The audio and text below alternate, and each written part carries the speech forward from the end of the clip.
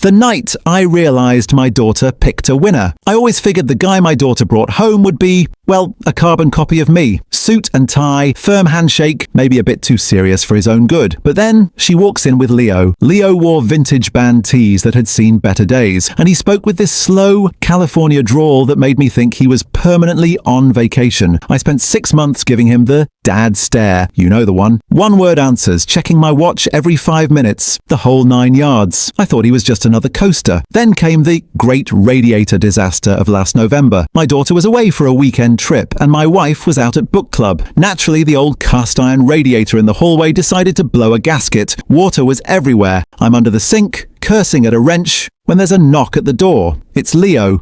He was just dropping off a book he'd borrowed. I expected him to see the mess, make an excuse, and bolt. Instead, he kicks off his sneakers, rolls up his sleeves, and slides right onto the floor next to me. He didn't say, "dude," once. He just looked at the valve and said, "My old man used to flip houses. I got this, Mr. Henderson." We spent 3 hours on that cold floor, shoulder to shoulder, covered in rust and grit. We didn't talk about dating or intentions. We talked about classic cars and how much we both hated the local football team's new coach. By the time the floor was dry, I realized he wasn't lazy. He was just calm. He didn't need to impress me with a resume. He impressed me by showing up when things got messy. When my wife got home, she found us sitting on the kitchen floor, sharing a greasy pepperoni pizza, laughing until we couldn't breathe about a story involving a goat and a high school prom.